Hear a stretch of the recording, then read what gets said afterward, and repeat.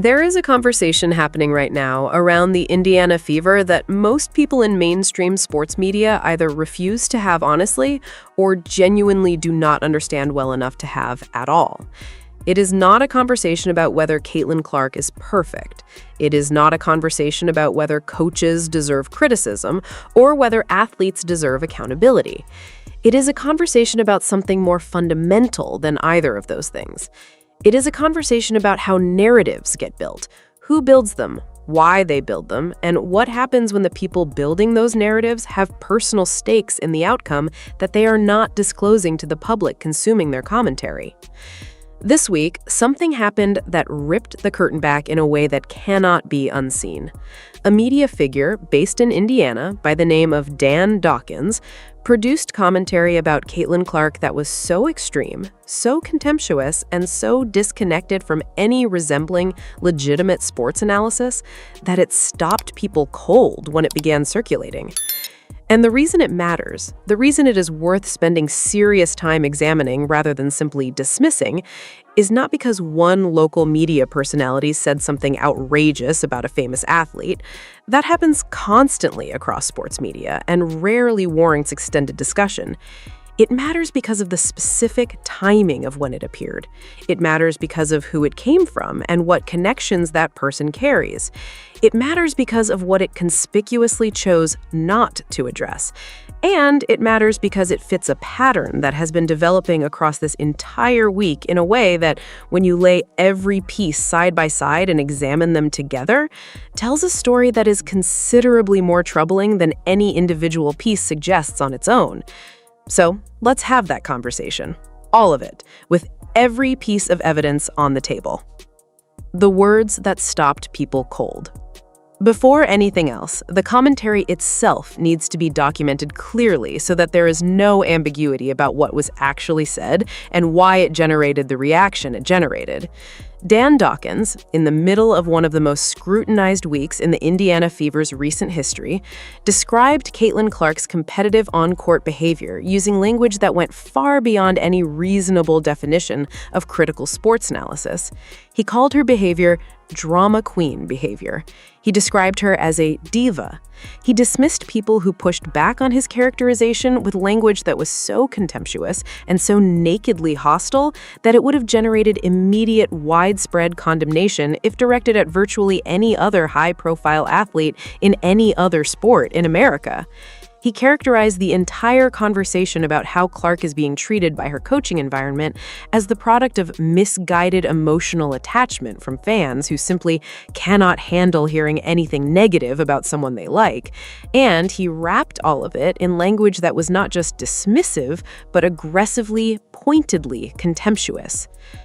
His exact framing included calling her demonstrative on-court behavior the behavior of a drama queen, telling her supporters directly that they could, in his words, suck it, characterizing legitimate concern about her situation as children being, in his framing, wrapped up in something they cannot see clearly, and making sweeping, dismissive characterizations about the demographic of people he perceives as her defenders.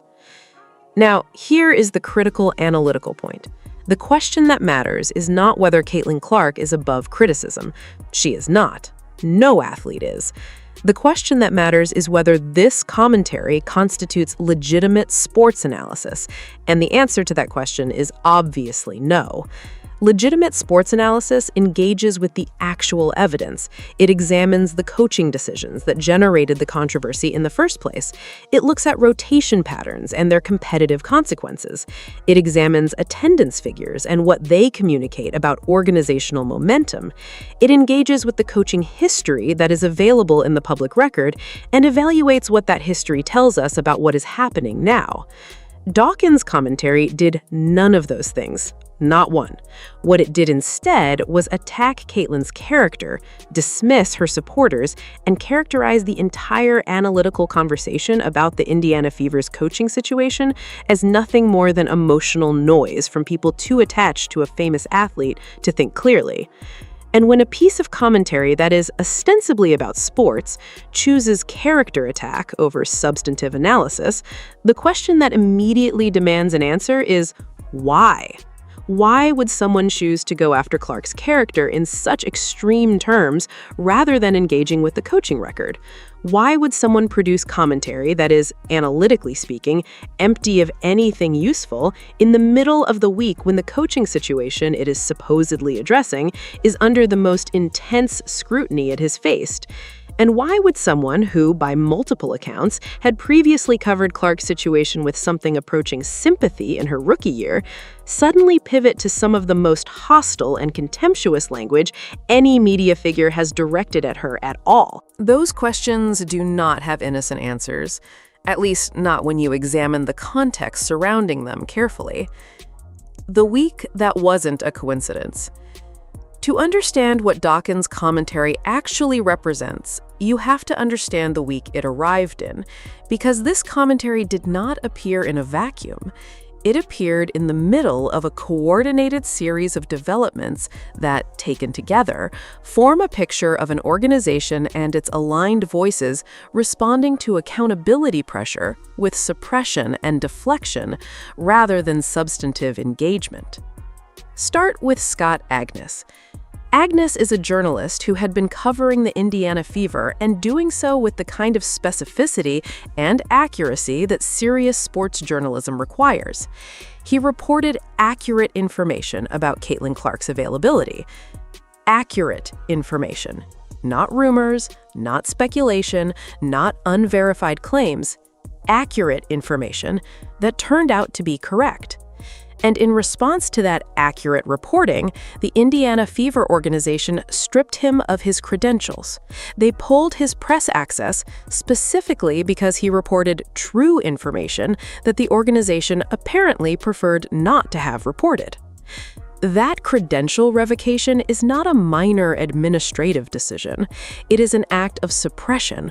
It is an organization using its institutional power to punish a journalist for doing journalism correctly, specifically for reporting accurately, because the accurate information was uncomfortable for the organization. That is not the behavior of someone who believes the evidence supports their position and welcomes the opportunity to demonstrate that. That is the behavior of someone who has decided that the best available response to uncomfortable questions is making it harder for those questions to be asked. Then there are the general manager. Multiple documented instances emerged this week of the Indiana Fever's general manager actively blocking critics on social media. Not engaging with them, not responding to their criticisms substantively, not pointing to evidence that contradicts what the critics are saying, blocking. Actively removing the ability of people raising legitimate questions about organizational decisions to continue raising them in spaces where the GM would have to see them. Again, that is not the behavior of someone who believes the evidence supports their position and welcomes the opportunity to demonstrate that. That is the behavior of someone who has decided that the best available response to uncomfortable questions is making it harder for those questions to be asked. Then there are the content creators. Multiple people who have been covering the Clark situation in depth and with sustained analytical attention reported this week that their platforms were experiencing various forms of disruption. Now, disruption to individual platforms can have innocent explanations, and it would be irresponsible to present any specific instance as definitive proof of coordinated action. What it is appropriate to note is that when multiple independent content creators covering the same story report similar disruptions in the same week that a journalist loses credentials and a general manager is documented blocking critics, the pattern becomes something that cannot be set aside as a series of independent coincidences without a much stronger explanation than coincidence alone. And then, sitting right in the middle of it all, appearing in the same week as all of these other developments, Dawkins' commentary attacking Clark's character and dismissing everyone raising concerns about her coaching environment. Each of these events, examined alone, could theoretically be explained individually. Organizations make credentialing decisions, social media users block people, platforms experience technical disruptions, media personalities sometimes produce harsh takes. But the analytical question is never about whether each individual event could have an innocent explanation. The analytical question is about what the probability is that all of these things happened in the same week, following the same pattern, pointing in the same direction, entirely independently and by coincidence. And when you ask that question honestly, the answer is not comforting for the people whose interests are served by the public believing these are all separate, unrelated developments. The Indiana Network and why it matters. Dan Dawkins is not just a media figure who happens to have opinions about Caitlin Clark. He is an Indiana native with deep roots in Indiana basketball culture and the specific professional and personal networks that come with those roots. He played basketball with Bobby Knight. He has been embedded in the Indiana sports community in ways that create exactly the kind of pre-existing relationships and loyalty structures that tend to produce commentary that looks like independent analysis, but is actually something more like a favor to people you know. This is not a unique dynamic in sports media. It is actually quite common. The sports media landscape is full of people who have personal and professional connections to the teams, coaches, and organizations they cover, and those connections often shape what they say and what they choose not to say in ways that are not disclosed to audiences consuming their commentary. The problem is not that those relationships exist. The problem is when commentary shaped by those relationships presents itself as objective, analytical journalism when it is doing something functionally different. The Indiana sports community, and particularly the Indiana basketball community, is a relatively tight professional and personal network.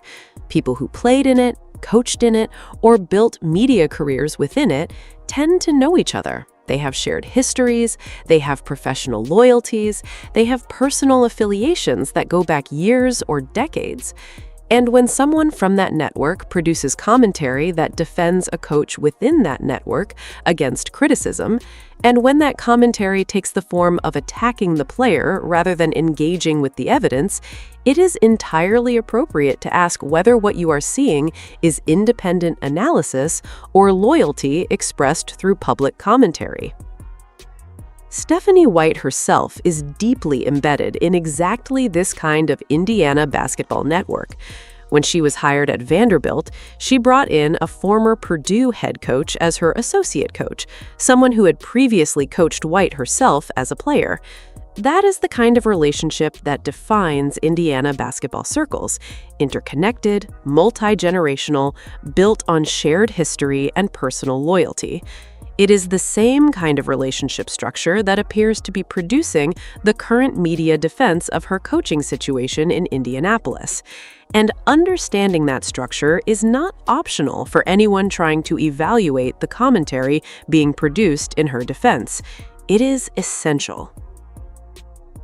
When the defense of a coaching tenure comes primarily from voices with pre-existing personal and professional connections to the peoples whose decisions are under scrutiny, that defense has to be evaluated differently than commentary produced by genuinely independent analysts. Not dismissed automatically, but evaluated with full awareness of the context shaping it. And in this case, when you evaluate the Dawkins commentary with full awareness of that context, what you find is not persuasive, independent analysis. What you find is something that looks considerably more like a loyalty-driven character attack designed to redirect the conversation away from substantive evidence. The number they're praying you never Google. Here is where the story becomes something that the people attempting to defend Stephanie White's coaching credentials really cannot afford to have examined closely, because there is a number, a very specific, very public, very verifiable number that sits at the heart of every claim about her coaching genius and her analytical mastery of the game. And that number does not say what her defenders want it to say, not even close. Stephanie White served as head coach of the Vanderbilt women's basketball program for 5 years, from 2016 through 2021. 5 full seasons at a major collegiate program in the SEC, one of the most competitive conferences in women's college basketball. 5 full seasons to build a program, to demonstrate her coaching philosophy in competitive action, to produce the kind of results that establish a coaching reputation at the highest level of the sport. Her overall record across those 5 years was 46 wins and 83 losses. In SEC conference play, the most competitive environment in women's college basketball, the games against the best programs in the country, her record was 13 wins and 54 losses. She did not record a single winning season across any of the 5 years she coached the program. Not one.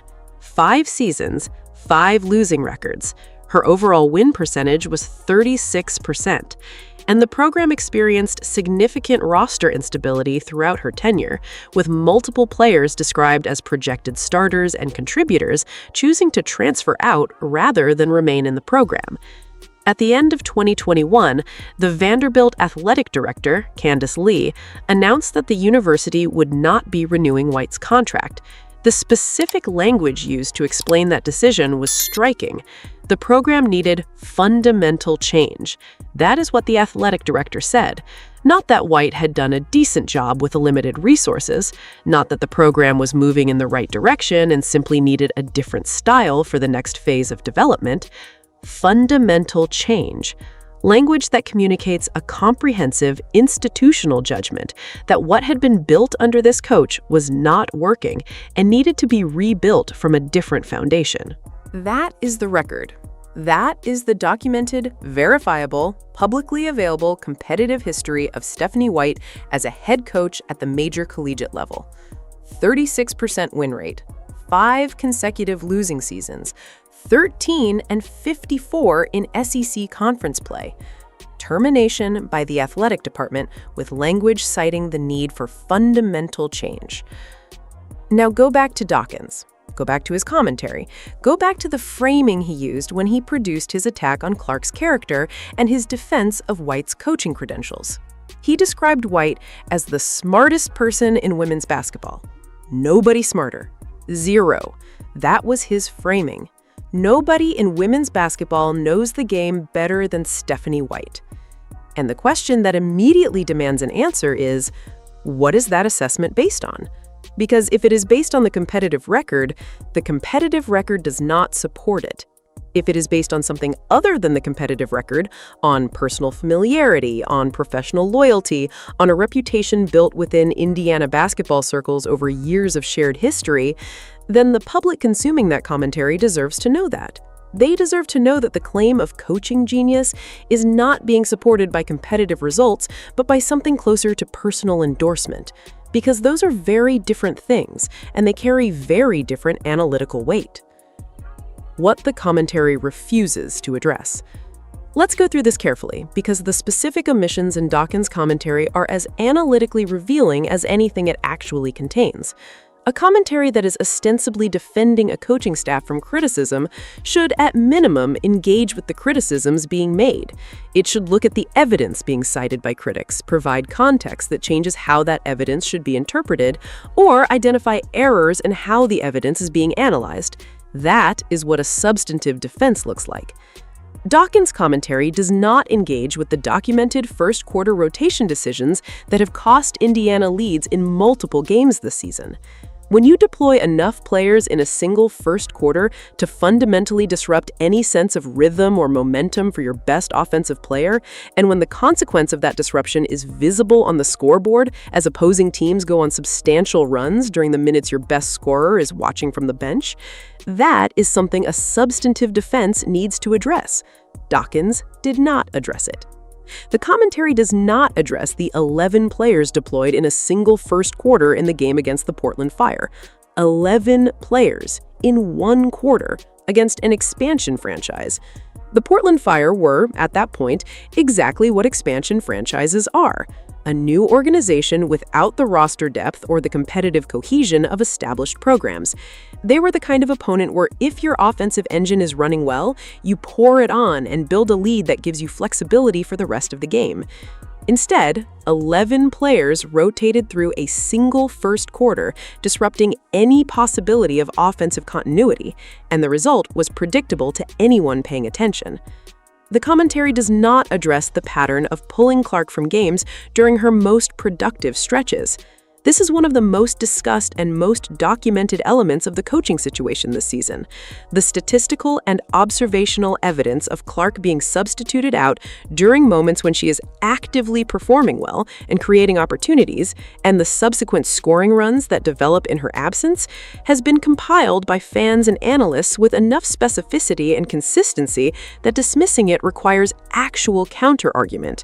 Dawkins provided none. The commentary does not address the attendance situation.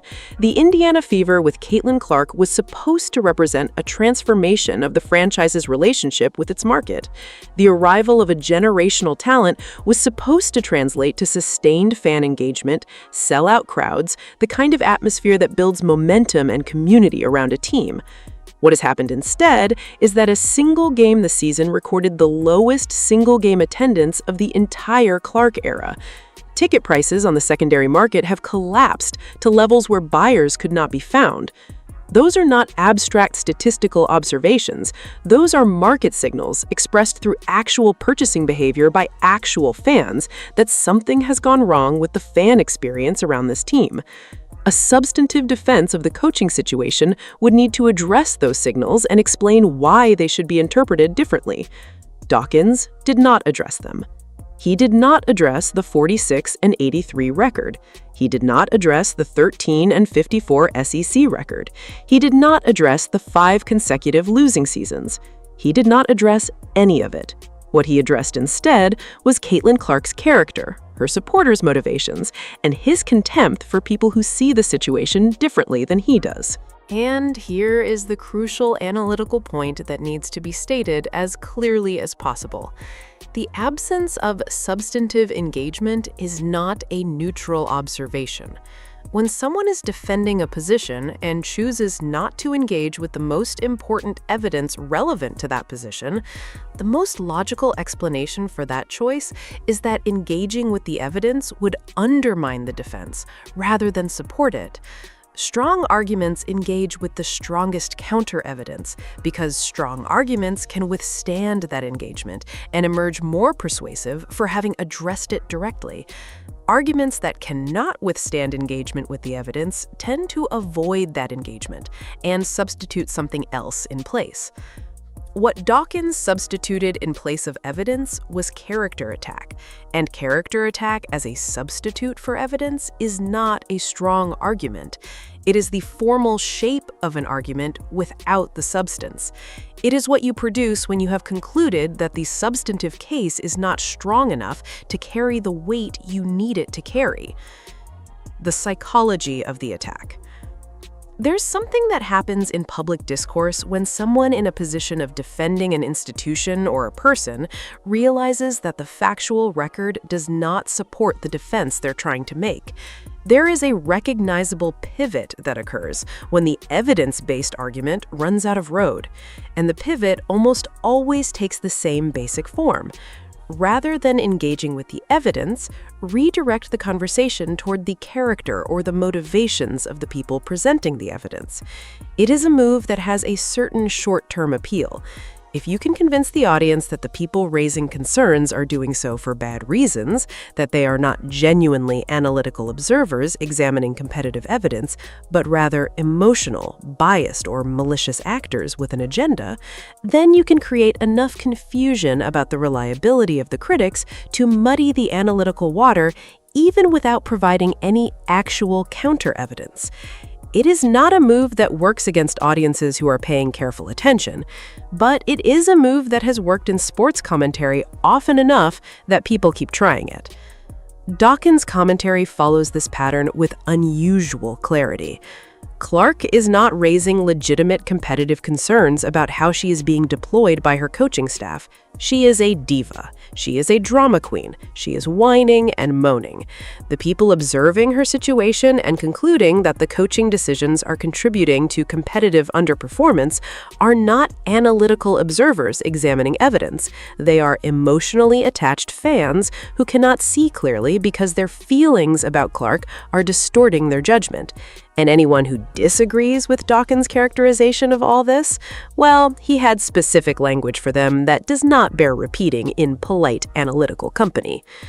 The problem with this approach, when you examine it carefully, is that it does exactly nothing to address the actual evidence.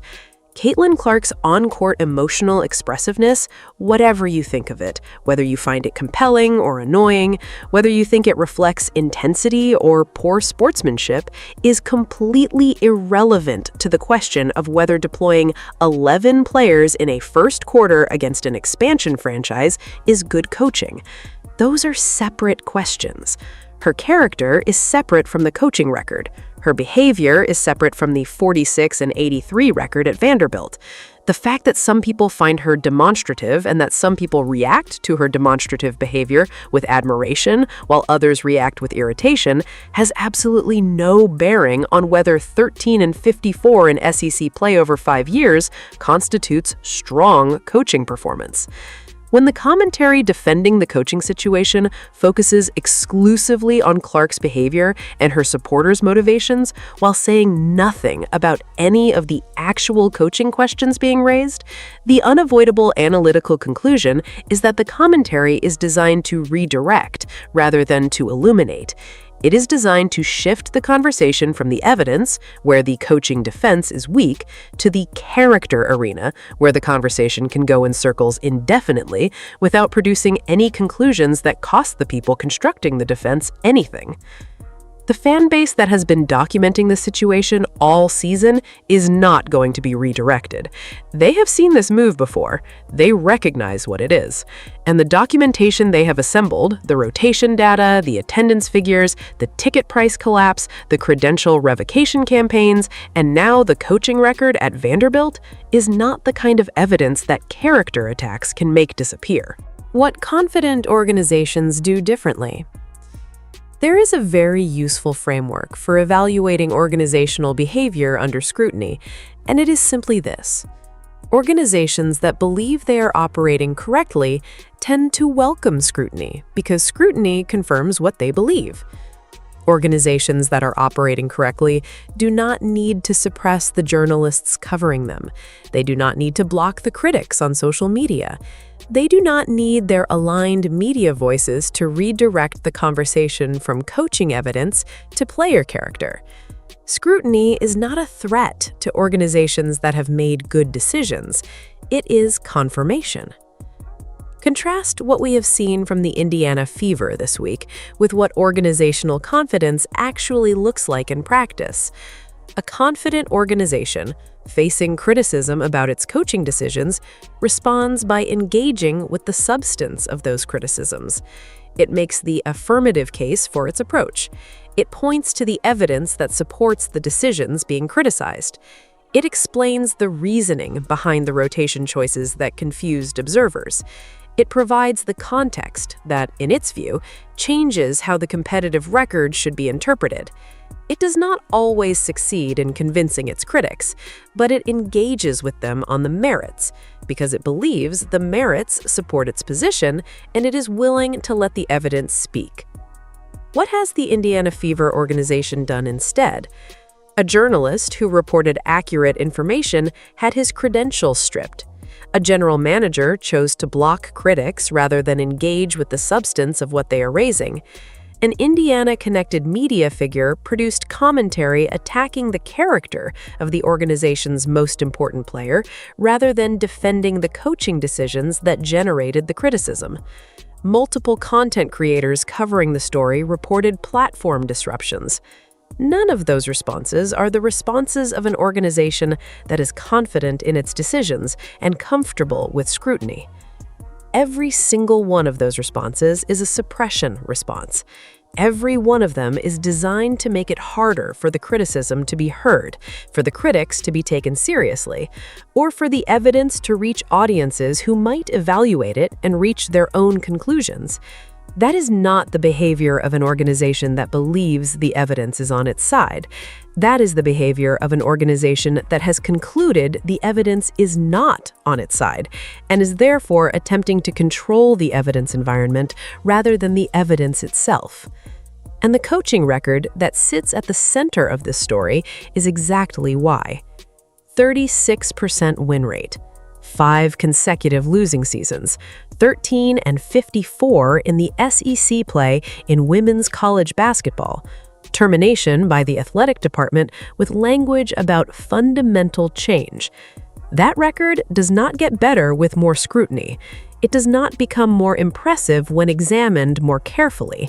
It is what it is, and what it is does not support the claims being made about exceptional coaching intelligence and exceptional basketball mind. The record is permanent. Here's the thing about documentary evidence. It does not change based on how many character attacks get produced in its vicinity. The record at Vanderbilt is exactly what it was before Dawkins published his commentary, and it will be exactly what it is now after his commentary has been analyzed and set aside as the analytically empty document it is. 46-83 is 46-83. 13-54 in SEC play is 13-54 in SEC play. 5 consecutive losing seasons is 5 consecutive losing seasons. Termination by the athletic department citing fundamental change is termination by the athletic department citing fundamental change. None of those facts are altered by anyone calling Caitlin Clark a drama queen. The current season's record is what it is, 4-4 at the point when the commentary circulated. Not catastrophic, but not impressive for a team with the talent and visibility the Indiana Fever possesses. The lowest single-game attendance of the Clark era is documented and verifiable. The secondary market ticket price situation is documented and verifiable. The credential revocation is documented and verifiable. The social media blocking campaigns are documented and verifiable. The 11 players in a single first quarter against Portland is documented and verifiable. All of that evidence sits in the public record, accumulated by people who have been paying close attention to this situation across an entire season, and it is not going anywhere. It is not going to be made to disappear by commentary that calls Clark a drama queen. It is not going to be discredited by contemptuous dismissals of the fans who assembled it. It is not going to become less relevant because a media figure with documented connections to Indiana basketball networks decided that attacking Clark's character was more viable than engaging with it. The fans who have built the resistance movement around this coaching situation, who have organized their attention and their documentation with remarkable collective discipline and analytical rigor, understood from the beginning that the most important thing they could do was keep the evidentiary record clear and accessible, not get drawn into character fights, not get provoked into the kind of emotional responses that would make it easier to dismiss them as biased rather than analytical. Stay with the evidence. Stay with the record. Stay with the footage and the statistics and the attendance figures and the competitive outcomes. That discipline has paid off because when commentary like Dawkins's appears, attempting to redirect the conversation from evidence to character, the people who have stayed with the evidence have everything they need to evaluate exactly what that commentary is and what it is not. They have the coaching record from Vanderbilt, they have the current season record, they have the attendance data, they have the ticket price data, they have the credential revocation story, they have the social media blocking campaigns, and they have the complete absence across all of the commentary defending White's coaching situation of any substantive engagement with any of that evidence. What the silence tells you.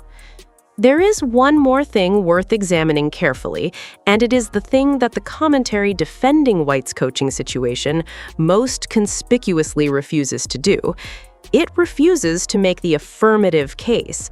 A genuine defense of Stephanie White's coaching credentials at Indiana would not primarily take the form of attacking Caitlin Clark. It would make a positive argument for why the coaching decisions being criticized are actually correct. It would explain the rotation philosophy in terms that a knowledgeable observer could evaluate. It would address the Vanderbilt record and provide the contextual framing that, in the defender's view, makes that record less dispositive than critics claim. It would point to specific coaching innovations or player development outcomes that demonstrate the kind of basketball intelligence being asserted. It would engage with the attendance and ticket price data and provide an explanation for why those market signals should not be interpreted as indicators of fan dissatisfaction with the coaching situation specifically. None of that exists. Across all of the commentary defending White's tenure this week, none of that affirmative case has been made.